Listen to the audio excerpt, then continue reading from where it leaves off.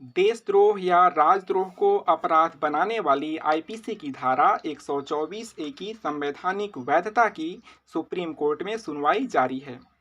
न्यायालय में सरकार अब तक इस कानून का बचाव करती नजर आ रही थी, लेकिन अब हाल ही में अपने रुख में बदलाव किया है और हलफनामा दायर करके कहा कि वह इस कानून पर पुनर्विचार करने को तैयार है। इसी बीच सर्वोच्च न्यायालय ने देशद्रोह कानून पर अंतरिम रोक लगा दिया है। कहा कि जब तक केंद्र सरकार इस कानून पर अंतिम रूप से विचार नहीं कर लेती, तब तक इस कानून के तहत कोई नया मुकदमा दर्ज नहीं किया जाएगा। क्या है ये देशद्रोह कानून और लगातार चर्चा में क्यों है, और इससे जुड़े अन्य महत्वपूर्ण पहलू कौन-कौन से हैं, जानेंगे इन्हीं सवालों के जवाब आज के अपने इस वीडियो में। अभिवादन और स्वागत है आप सभी का हमारे इस खास वीडियो में।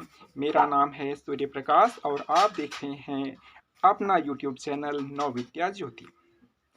सबसे पहले आइए जानते हैं कि इस कानून का इतिहास क्या है। दरअसल सबसे पहले यह कानून इंग्लैंड में बना था 17वीं शताब्दी में, जब इंग्लैंड में वहाँ की सरकार और साम्राज्य के खिलाफ आवाज़ उठने लगी तो अपनी सत्ता बचाने के लिए राजद्रोह का कानून लाया गया। वहीं से कानून भारत में आया। भारत में देशद्रोह कानून की शुरुआत की जड़ें 19वीं शताब्दी के वहाबी आंदोलन से जुड़ी हुई हैं। हालांकि उस समय यह कानून स्पष्ट रूप से नहीं लाया गया था। 1860 में देशद्रोह कानून को बनाया गया, फिर 1870 में इसे आईपीसी में शामिल कर दिया गया। आज़ादी की लड़ाई में असहयोग आंदोलन के दौरान 18 मार्च 1922 को महात्मा गांधी को इसी कानून के तहत गिरफ्तार किया गया था। सच्चाई यह थी कि इस कानून को अंग्रेजी सरकार द्वारा इसलिए बनाया गया था ताकि वे भारतीयों पर और प्रभावी ढंग से शासन कर सकें और शोषण के खिलाफ आवाज़ उठाने के सारे रास्तों को बंद किया जा सके। 1890 के दशक में इसको और सख्त बना दिया गया। मौजूदा वक्त में जब कोई आदमी देश के खिलाफ लिखकर, बोलकर, संकेत देकर या अभिव्यक्ति के जरिए विद्रोह करता है या फिर नफरत फैलाता है या ऐसी कोई कोशिश भी करता है तो आईपीसी की धारा 124 ए के तहत केस बनता है।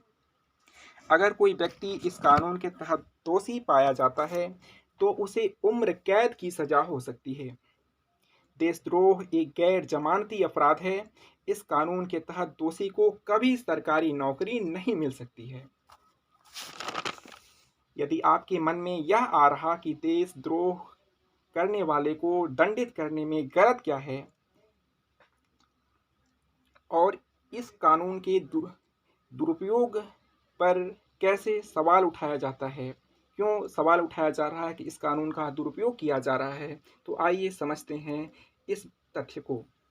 दरअसल इस कानून में जिन शब्दों का इस्तेमाल किया गया है उसकी स्पष्टता को लेकर सवाल उठते रहे हैं। स्पष्टता न होने के कारण इस कानून के दुरुपयोग की संभावनाएं बढ़ जाती हैं। चूंकि कानून व्यवस्था राज्य सूची का विषय है, इसलिए राज्य स्तर पर इसके अधिक इस्तेमाल के मामले देखने में आते हैं। इसी दुरुपयोग के कारण देशद्रोह कानून अक्सर चर्चा में रहता है। विरोध करने के पीछे एक कारण यह भी है कि इसमें गिरफ्तारियां तो बहुत होती हैं, लेकिन दोषी बहुत कम ही साबित होते हैं। इसको लेकर कोर्ट ने भी कई बार टिप्पणी की है। सुप्रीम कोर्ट ने धारा 124 ए के दायरे को सीमित करते हुए कहा था कि वैसा एक्ट जिसमें अव्यवस्था फैलाने या फिर कानून व्यवस्था में गड़बड़ी पैदा करने या हिंसा को बढ़ावा देने की मंशा हो, तभी देशद्रोह का मामला दर्ज हो सकता है। सुप्रीम कोर्ट ने यह भी कहा कि सरकार की आलोचना या प्रशासन की आलोचना भर से देशद्रोह का मुकदमा नहीं बनता है। आपको यह जानना जरूरी है कि अक्सर राजद्रोह या देशद्रोह को एक ही मान लिया जाता है। जब सरकार की मानहानि या अवमानना होती है तो उसे राजद्रोह कहते हैं, और जब देश की मानहानि या अवमानना होती है तो उसे देशद्रोह कहा जाता है। दोनों ही मामलों में धारा 124 ए का ही इस्तेमाल होता है। मज़ेदार बात यह है कि देशद्रोह कानून को लाने वाले ब्रिटेन ने बहुत पहले ही इस कानून को समाप्त कर दिया है। राष्ट्रीय आपराधिक रिकॉर्ड ब्यूरो के अनुसार 2014 से लेकर 2020 तक राजद्रोह के 399 मामले दर्ज किए गए और 600 से अधिक लोगों को गिरफ्तार किया गया, जबकि महज 13 लोगों पर ही दोष साबित हो पाया है। लोगों का मानना है कि जब ज़्यादातर लोग छूट जा रहे हैं तो इसका मतलब मुकदमे गलत लिखे जा रहे हैं। इसलिए कानून में बदलाव और स्पष्टीकरण की मांग उठने लगी है। इससे अभिव्यक्ति के अधिकार का भी उल्लंघन हो रहा है। उम्मीद है कि सरकार द्वारा पुनर्विचार के पश्चात कोई सकारात्मक परिणाम मिले। धन्यवाद।